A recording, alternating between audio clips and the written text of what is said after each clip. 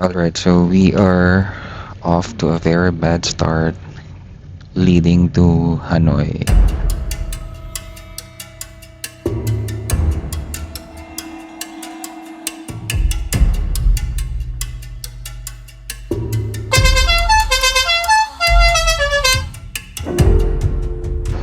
What is up, guys? It's your favorite Tito Truck, and we are in the vibrant city of Hanoi. So ngayon lang ako mag-i-intro dahil kanina nalimutan ko kasi sobrang excited ko maglakad-lakad. Pero syempre hindi ko pwede ma-miss yung It's Your Favorite Tito Truck because why not, di ba? Hanoi, baby, Hanoi. I like you. I booked my transportation sa hotel ko in Hanoi. So I thought everything was arranged. Just a backstory lang. So from Hanoi to Sapa, sila rin yung nag-book ng transportation ko. I booked for the VIP seats, but we were given a regular seat sa pinaka-end nung van and sobrang sikip, and M58. Second, nung pagdating na namin ng Sapa, hindi kami hinatid mismo sa hotel. And we were dropped off sa city center and we had to take a grab taxi papunta ng hotel because apparently hindi raw makapasok yung bus doon sa hotel namin because medyo out of way, I don't know. And then ngayon naman, from Sapa going to Hanoi, ganun na naman. Yung operator, well, yung receptionist dun sa hotel sa Hanoi, she was the one who arranged my transportation. Hindi na naman kami pinick up sa hotel. We were supposed to be picked up at 7:15 in the morning. It's now almost 8:30. We had to take a grab, going to city center once more, and then dun na naman kami pinick up ng bus. I booked the VIP seats again, and once more we were supposed to be seated right beside the driver. So hindi ako pumayag. I said no. And apparently nag-change din ng van yung operator ng bus. So at least, and to compensate us, binigyan niya kami ng bread and I don't know, water. I think di ko pa binubuksan yung pack.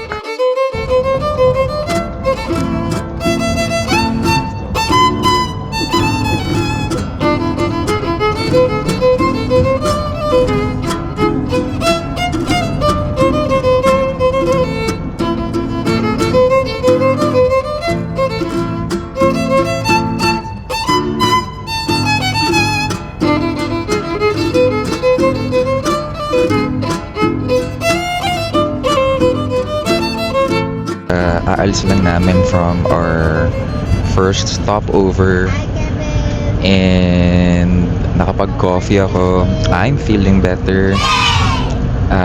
Di ba nga dapat we should always look for the silver lining sa mga bagay, sabi nga ni Catriona Gray, di ba? So despite the hassle sa transportation kanina, I'm so pumped up.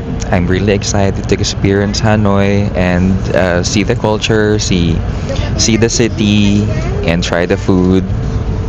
I was supposed to edit some of the videos na. Kaya lang, yung laptop ko, sobrang, medyo madami na yung videos ko kasi na dito sa camera ko, so I had to transfer some of the files to my laptop. Sobrang dami na ng files, hindi na kinakaya, so I might look for an external drive sa Hanoi. Mag-check ako sa mall siguro nila. I hope may malapit near the hotel para ma-transfer k ibang files. Tsaka nakakatakot kasi baka mamaya mabura lahat ng files ng videos ko. Wala na akong mapakita sa inyong videos.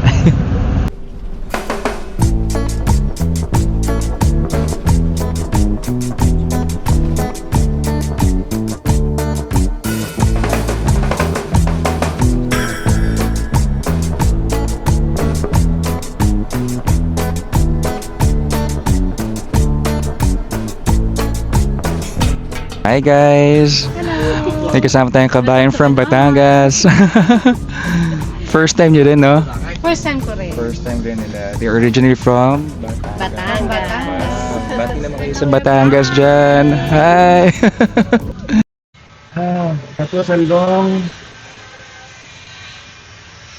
bus ride from Sapa to Hanoi. Parang mga 6 hours. Wait nga. Parang mga 6 hours yung trip namin. I like it here. Gusto ko talaga yung mga hotel sa may balcony. Very rustic, very Europe ang vibes with a small balcony. Ayan. And you can see the road from here. I love the weather. Ang ganda ng weather ngayon. I think it's around 15 degrees. Parang ganun. Pero eto talaga yung panalo dito. May pa-rose petal sila dito eh. Ay, nako. You know what? Yun nga sabi ko kanina, despite all the things that happened with the transportation, nakausap ko in person yung nag-arrange nung transpo ko, and she's a very, very nice, beautiful lady. The name of the hotel ko nga pala ngayon dito sa Hanoi is Antique Angel Hotel. Ayun nga, super nice ni Mint. She gave me tips and information on where to go, kung saan kakain, saan papasok, kung gaano kalapit yung ganito, yung ganyan, things like that. And she was really apologetic. And at the same time, to compensate doon sa naging hassle kanina, binigyan ako ng discount ng operator. So instead of me paying 500,000 dongs sa bus or sa limousine van, nagbigay siya ng discount ng 100,000. So I just had to pay 400,000 VND dun sa limousine van. Okay, so it looks promising. Weather is great. I love the weather. Not too cold. Medyo maaraw. Maganda. Mag-freshen up lang si Tito Chuck because kailangan natin maghilamos. Haggard eyes is real. And maglalakad-lakad tayo, mag-iikot-ikot tayo.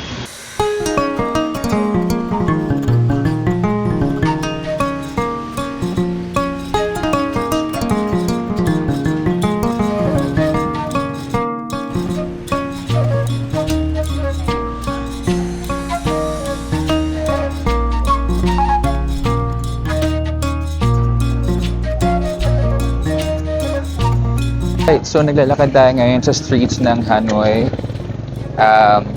First order of business, we'll have lunch.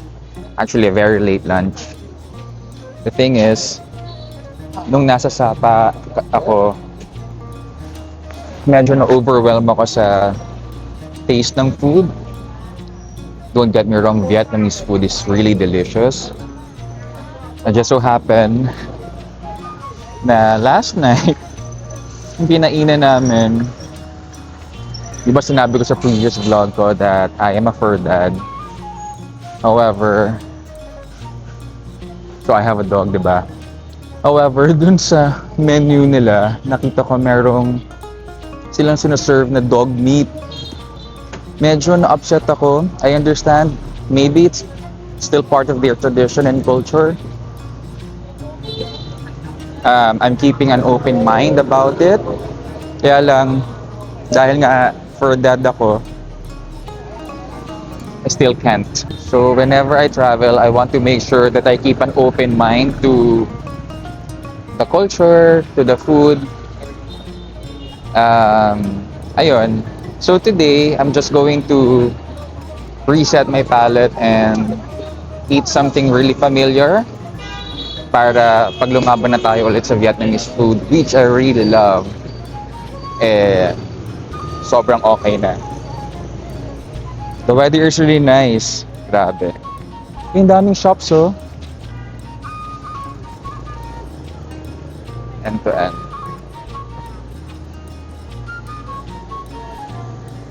So let's eat something real familiar muna, then dinner, back to Vietnamese food tayo. The amount of motorcycles dito. Grabe, ang dami. Sobrang dami.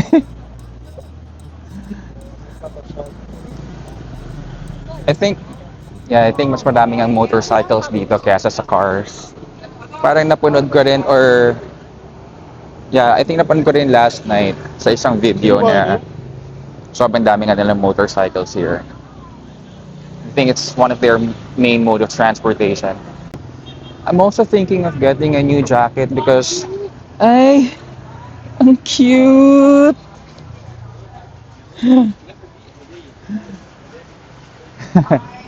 So I'm thinking of getting a new jacket, a lighter one. Although the temperature here ranges from 14 to 15 degrees Celsius. Pero yung dala ko kasi more on the thermal side, ready for sapa, which, alam mo yun, nasa 0 degrees, 2 degrees. So tingin-tingin tayo mamaya.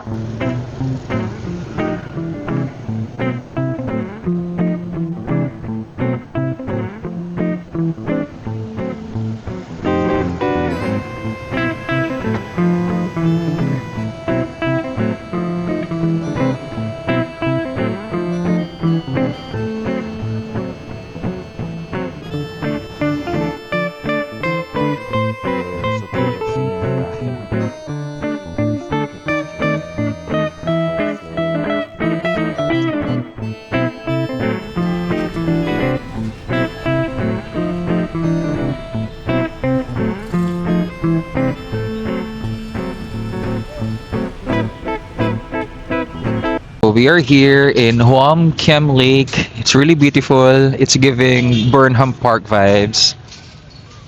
And in fairness, ang clean ng city. Ang lamig. I love the weather pa rin, as always. So lakad-lakad lang. Kailangan ko na bumili ng external drive for my photos and videos because medyo madami na talaga siya. So, let's enjoy i-enjoy ko muna yung sceneries dito.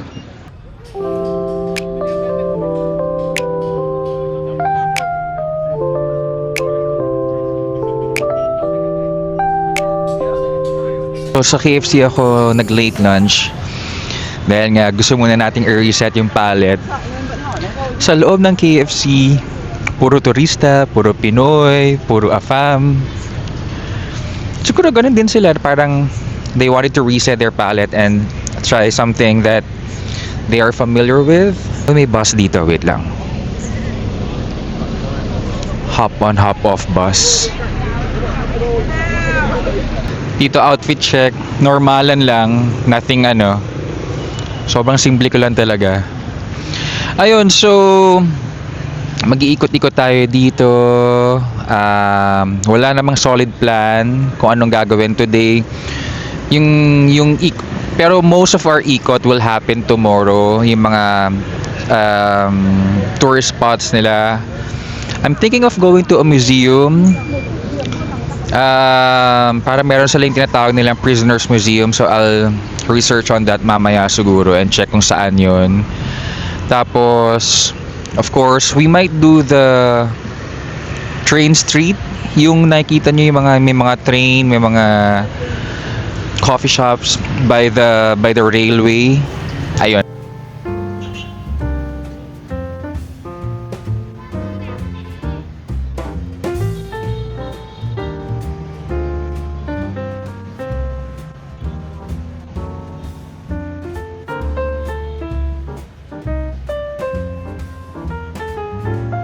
So while eating, nakagat ko na naman yung inner cheek ko.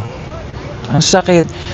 Few months ago, tinanggalan ako ng wisdom tooth because yung inner cheek ko nga nakagat ko and then yung nakagat na area na infect. So sinabi ng dentist that time was I had to remove yung wisdom tooth ko para ma-avoid ko na nga siya nakakagat. Pero since then, parang pangatlong beses ko na to na nakagat and for sure magsiswell na naman siya or magsisingaw. Ang tagal pa namang gumaling ng singaw, nakakainis. So the bridge leads to a temple pala yata. So lapitan natin kung ano meron. So it says then Moksan Temple. So I think there's meron yatang fee. May entrance fee nga siya, you have to get a ticket para makapasok. hindi ko na siguro gagawin yun. But for the sake of, ano lang, so the ticket is 50,000 TND per person. Hinahanap namin ngayon yung St. Joseph's Cathedral. And you know what, so far, I'm loving Hanoi. Ang ganda ng vibe. Very rustic, very Europe ang dating. It reminds me of France, actually. And then, ang daming nag-exercise, nag-jog. Nakakatuwa. Ayan, ito. Dadaan sa akin yung mga nag-jog. Oh, di ba? Ayan, marami sila. Oh, so may nakita akong Uniqlo dito. Ito yata yung Uniqlo na sikat eh. Actually, ang dami ko napapanood sa TikTok nun. Ang street sa Hanoi, not for the weak. Para kayo nakikipagpatintero, my God. Laki ng bus. Para kayo nakikipagpatintero sa ano? Sa future mo. So, we were supposed to go to St. Joseph's Cathedral. However, medyo naligaw. So instead, we went to Uniqlo. Kasi walang ganun sa Pinas. Charot. A quick room tour. Banyo. Dalawang bed. Storage. TV. Fresh flowers. And balcony, my favorite part. Galing. Ganda, ganda, ganda, ganda, ganda. Hi, neighbors.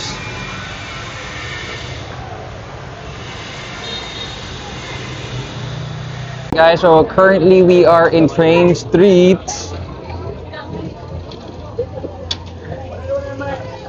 Super colorful. So we're just waiting for the train to arrive. Dadaan siya dyan sa rail track na yan. Parang sa Bangkok. Nag-buzz na, nag-bell na. And let's check and let's see and wait for the train to arrive. Sobrang sakto ng dating namin. Meron kasing certain time na dumadaan dito. And then, so naghanap muna kami ng mga restaurants na pwede naming pagstayan. And luckily may nakuha kami despite sobrang daming tao. Oh, dito na yung train. Dito na yung train. It's here.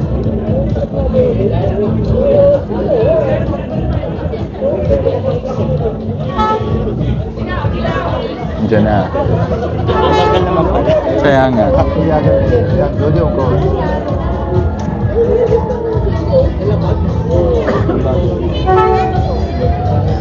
The train is coming.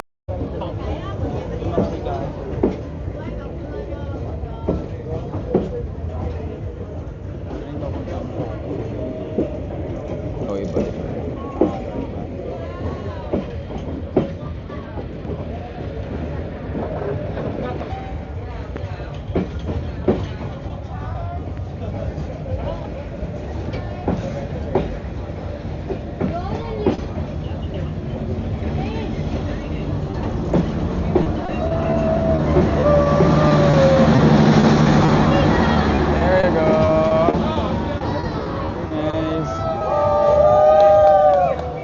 Ayun, so yung mga tao nagkakagulo because of a train. Pero ang fun. I usually don't drink beer na talaga for the longest time, like years na. Pero it feels like today is a special day to have some local beer, Saigon. Because why not? It's a festive na setup. I really like it.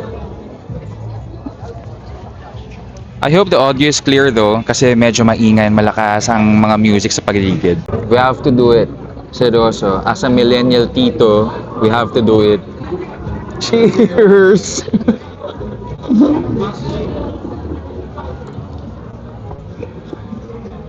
Sarap.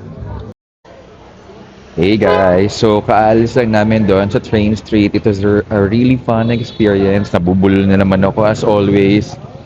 So we just had some beer and cheese sticks. So it's a bit on the pricey side.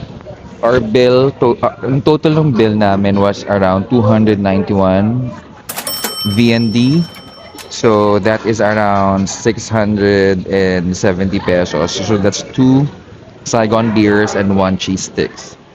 And now, nagpunta kami dito sa isang cafeteria na malapit sa dun sa Train Street. It's called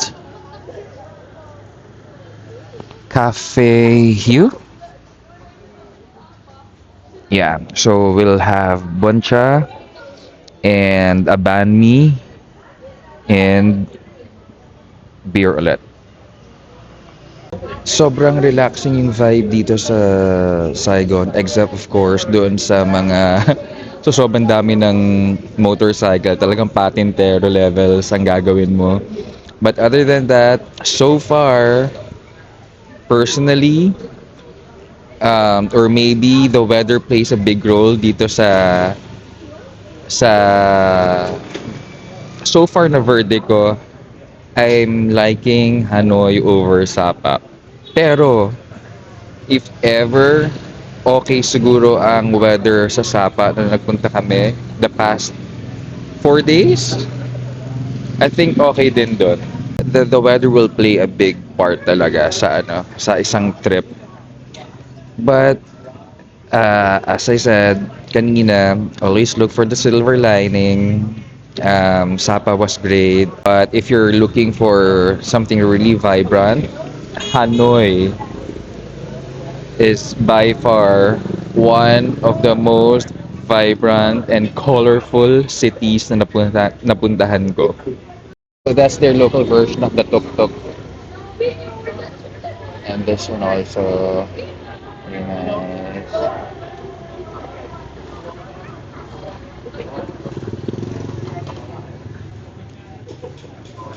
Oh, that's my banh mi. Thank you. So I ordered the grilled chicken banh mi. If I may just add, charming pala ang best word to describe Hanoi. It's a charming city. Alright, so we also ordered the buncha. So it's like pork barbecue na may soup and all these veggies and noodles. Kain tayo!